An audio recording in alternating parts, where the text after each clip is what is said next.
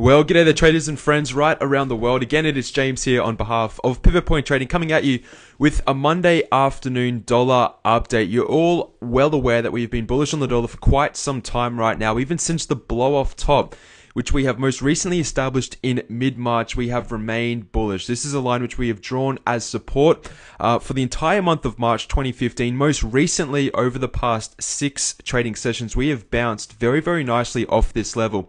We have continued the bullish upswing, but as at today's trading session, Monday's daily candle on the US dollar index, you can see we are left with what we call a perfect doji candlestick. Now, this is very important because we are moving back up to the swing highs on the dollar, very close to that 100 level. We actually hit it intraday today. You can see if I hover my mouse over this particular candlestick, the high of today's candle. Let me just bring it up for you. If you look in the top left-hand corner of my screen, look at this figure up here. It actually comes in at 99.99. So there are traders and institutional hedges around the world still selling at that psychological round number. What I want you to pay attention to is that if the US dollar continues its bullish appreciation in value and it moves above this 100 or this 100-cent level on the US dollar index and it continues the bullish uptrend, this is really going to weigh significantly on the overall markets. Generally, these types of markets, the US versus the equity markets, generally they work inversely to one another. And if we can move above this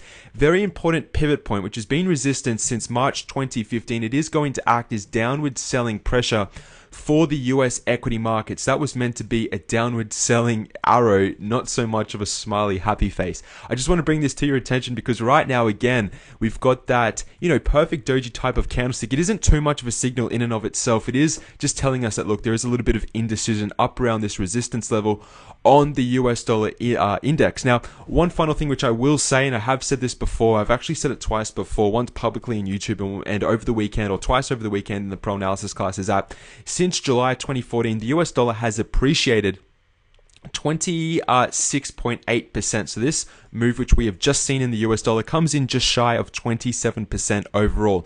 The most recent time that the US dollar has appreciated this much in a similar type of time frame has been during the spike in 2008. We all know what was going on in 2008 with the equity markets as the US dollar ran up. Now, interesting enough, this spike from 2008, from the lows up until the highs, and even the double top created in 2009, came in at 25.6%. So the US dollar appreciated just over, 25% during that time period. Most recently, right, in the current juncture, the US dollar has appreciated more than that, 26.8% already. So, I mean, we're really getting overextended in the move for the US dollar. I do not think it's actually going to slow down. I can actually see this continuing. And of course, that is going to be, negative, or continuously negative, I should say, for the current price, the market value of gold and also silver. I'm really paying attention to lower levels on gold and silver. I can definitely get behind a long-term investment, but still not at these levels. It isn't, or it hasn't proved to us well enough that we are going to cycle back up strongly bullish yet. Yes, we are putting in a base for gold. We are also putting in a very, convincing base in silver. But ultimately, I do believe that we are going to break down below these aforementioned levels. Here we are at 1480, a very strong base for silver.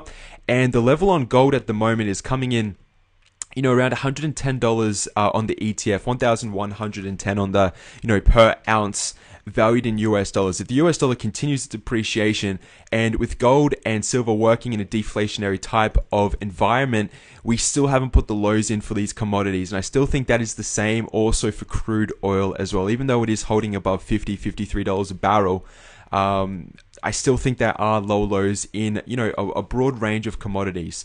So that is my update on the US dollar. It's my update how it is working in conjunction with the equity markets and also tying in gold and silver. What I haven't done is given you sort of macro buying areas or potential areas on gold. What I'll do, I'll zoom out to the monthly chart and I can really show you these levels. It wouldn't surprise me to see gold coming down to at least $100 an ounce or $1,000 an ounce, which relates to $100 on the ETF, or even getting as low as $750 or $700 an ounce, $70 on the ETF. It makes perfect sense for the gold bubble to come back down and correct to where it all began, going back to 2007, 2008, 2009. So I'm going to duplicate this for you right now. It's something which I haven't done, and I'm going to bring it down to about $700 $700 to $750 or $70 to $75 on the ETF for gold. A very important area if, first of all, this most recent support level doesn't hold and we break below that $1,000 ounce level or $100 ETF level for the gold GLD. In regards to silver, I'm getting a couple of emails, my apologies. In regards to silver, again, that level most recently, which you want to pay attention to, is just below $15. It's coming in about $14.60. Let me change to the monthly, zoom back out. And the level again, which would be just an incredible buying opportunity long term, would be anything under $13 on the SLV ETF. When you're looking at this ETF and you can say, look, it's got a $50 most recent swing, and the lows that it's put in ETF wise have only come in just below $10. And you've got the opportunity based on risk and reward and to say that, look, this is a finite commodity. It's never going to cease to exist. It's got long-term value. It is, an investment against inflation, even though, again, we're operating in a deflationary state. Just putting it in risk and reward terms and looking at it as a long-term buy and hold. Anything below 13, I'd get very, very excited about. Here we are. $15.60. Again, just to reiterate, I do not think we have put in the lows, even though it does look like we're hitting long-term support. I still think ultimately we're going to break down below and it may be the final push lower. I'll keep you updated in due course, but that is my update on the US dollar, the US equities in conjunction, and also gold and silver. Have a fantastic Monday evening. Email me success@pivotpoint-trading.com if you have any questions whatsoever. Other than that, I'll see you all most likely Wednesday afternoon for another market update. All the best, ladies and gentlemen, traders right around the world. Goodbye.